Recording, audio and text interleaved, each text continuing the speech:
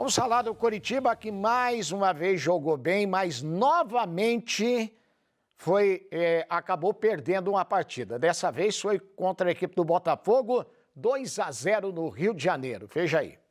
Jogando fora de casa, neste Campeonato Brasileiro, o Coritiba já fez partidas muito ruins, que perdeu. Outras mais ou menos, perdeu também. E partidas boas, como a da noite deste sábado, no Engenhão, diante do Botafogo, mas acabou sendo derrotado nos detalhes, por 2-0. E havia uma expectativa grande, quem sabe, de conquistar a primeira vitória fora de casa na competição. O Coxa é o único time que até agora não fez isso no Campeonato Brasileiro e enfrentava um Botafogo que vinha com a segunda pior campanha como mandante. Já não vencia diante da sua torcida há 2 meses. Eram 4 jogos e nos últimos 3 nem sequer tinha conseguido balançar a rede. Mas o Coritiba acabou amargando mais um resultado ruim, a 8ª derrota seguida fora de casa, a 11ª no campeonato. Em 13 jogos, só tem 2 pontinhos conquistados em empates ainda lá no começo da competição. E o que o campo mostrou é que poderia realmente ter sido bem melhor. Foi uma partida equilibrada, no primeiro tempo mais amarrada, com uma grande chance de gol para cada lado. O Júnior Santos, numa jogada individual pelo Botafogo, mandou na trave, com a participação ainda do goleiro Gabriel Vasconcelos ajudando a evitar o gol do Botafogo. E o Coxa, na sua melhor oportunidade, um passe do Aleph Manga, o Fabrício Daniel tentou uma cavadinha e acabou mandando para fora. Na segunda etapa, especialmente após as substituições feitas pelo técnico Luiz Castro no Botafogo, e foram 3 já no intervalo, a equipe da casa voltou mais ofensiva e o jogo ficou uma espécie de toma lá da cá. Espaços para os 2 lados, o Botafogo chegou a colocar 2 bolas na trave, mas o Coritiba também teve as suas oportunidades, parou no goleiro Gatito Fernandes ou então na falta de pontaria, nas decisões erradas dos seus atacantes. O 0-0 foi persistindo e foi num lance de bola parada que o Botafogo abriu o placar, uma cobrança de falta da esquerda que o zagueiro Victor Cuesta apareceu na área para completar. Ali o Coritiba sentiu muito, logo em seguida, uma falha do zagueiro Luciano Castan na saída de bola, deu uma entregada e foi fácil para o Botafogo chegar na cara do gol. E o Tiquinho Soares, jogador famoso por ter atuado com a camisa do Porto em Portugal há muito tempo, fez o seu primeiro gol jogando aqui pelo Botafogo. Aliás, um time bem reforçado, com injeção financeira durante a janela de transferências. O técnico Guto Ferreira falou sobre o bom jogo que ele acredita que o Coritiba fez, as oportunidades para ter saído com um resultado melhor, mas também reclamou muito da arbitragem, porque teve um lance capital, ainda quando a partida estava 0-0, o Aleph Manga consegue dar um passe, deixar o Bruno Gomes na cara do gol, ele chega a tocar para a rede, mas o árbitro já havia parado, marcando uma falta do Aleph Manga. Seria um jogo perigoso, um lance em que, na verdade, foi o jogador do Botafogo que abaixou a cabeça para o técnico Guto Ferreira. Foi um momento crucial da partida, porque se o Coritiba tivesse saído na frente, dificilmente, segundo ele, teria deixado escapar um bom resultado aqui no Engenhão. E nós estivemos muito perto de fazer o gol. E uma jogada que poderia ser uma jogada decisiva, mais uma vez, a arbitragem pesa. Se eu for analisar jogadas sem tanto peso da partida, ele inverteu vários lances. Dava de um lado, não dava do outro. Eu não sei que critério ele adotou.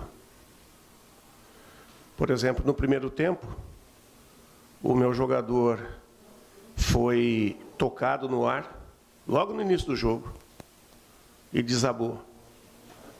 Ele mandou seguir, disse que não foi nada. Aí, no lance do Júnior Santos, que parece que até que me machucou, estimo as melhoras para ele e tal, ele apita falta. Lance igualzinho, igualzinho, a tal da cama de gato. Por que de um lado sim e do outro lado não?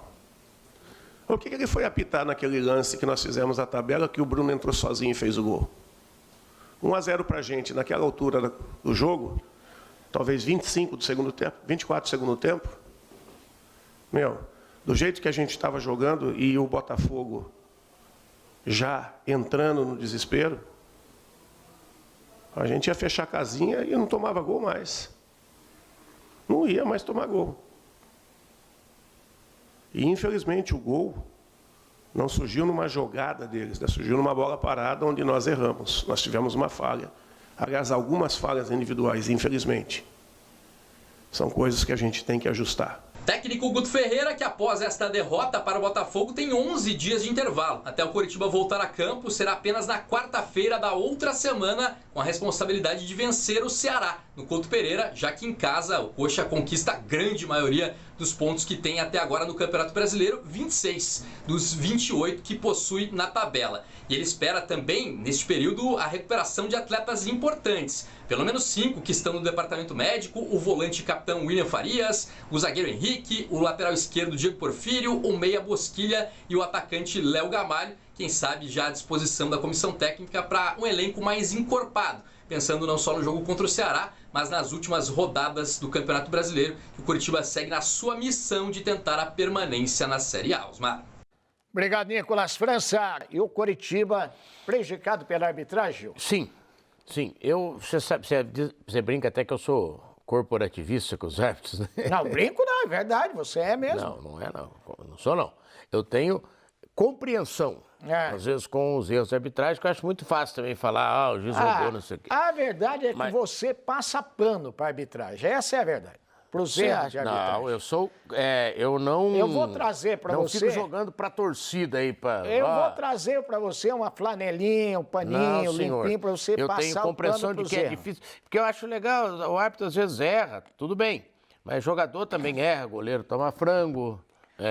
Tudo bem, mas o jogador ele erra, ele pode acertar no lance seguinte. E o árbitro, quando ele erra e ele marca, não tem conserto. Mas é difícil, enfim. Você começou bem, falando que a arbitragem errou, mas já quis defender. Não, por isso que eu estou dizendo. Se eu achei isso, eu já normalmente acho que os times choram demais, mas acho que dessa vez eu choro do Coritiba, pelo momento do jogo. Esse negócio do critério aí que o Guto falou, cada treinador, depois do jogo, vai falar que o critério para ele foi de um jeito, ponto. Agora, mas tem mesmo isso. Sim, mas isso é muito subjetivo. Se você for falar com o treinador do Botafogo, ele vai dizer mais ou menos a mesma coisa. Agora, especificamente, o lance mudaria o jogo. Porque o Coritiba sairia na frente e, como o Guto falou, né? Ia fechar a casinha, o Botafogo já estava meio desesperado. Ou, vamos dizer, teria, não é que mudaria, não dá para afirmar, né? Mas seria muita possibilidade de ser diferente o placar do jogo. Porém, o número é que o Coritiba emendou 8 jogos e 8 derrotas fora de casa. Só 2 pontinhos fora de casa. O Botafogo só tinha conquistado 3 vitórias. Então. Como mandante. Fazia 4 jogos que não ganhava, né? O Era um dos piores mandantes que tinha. Então, é aquela história, né? Velha repetição da histórica manchete mexicana, né? Jogamos como nunca e perdemos como sempre, né? Agora tem que arrumar o time para a partida contra o Ceará no dia 28. Importantíssimo esse jogo. Importantíssimo. O Coritiba tem 28. Mesma pontuação do Avaí, isso. E que um é a o mais primeiro só que da o Cuiabá. zona. Só um a mais que o Cuiabá. Cuiabá tem 27. Porém, se ele ganha o jogo do Ceará no confronto direto, ele vai para 31 como o Ceará, com 9 vitórias. Essa é uma vantagem do Coritiba. Todo mundo que está aqui embaixo tem bem menos vitórias que o Coritiba. O Coritiba tem 8 e só o Fortaleza, que está lá em 14º, que também tem 8 vitórias. Então, teoricamente, enquanto for assim, o Coritiba basta ficar igual, né, ao time que está em 17º lugar, que ele fica fora da Libertadores, fora da ZR. É isso que está valendo, por isso que ele não está na ZR. Mas, se ele ganha do Ceará, ele já vai para 15º lugar. E se o Fortaleza tropeça contra o Flamengo em casa, se perde, ele fica empatado com o Fortaleza no número de pontos. Exatamente. Então, é fundamental esse jogo contra o Ceará. Porque também é no Couto Pereira, né? Então, tudo que o Coritiba está conseguindo é no Couto Pereira. E aí dá um pouco mais de alento, né, para a torcida, porque no Couto Pereira o Coritiba está pontuando e bem.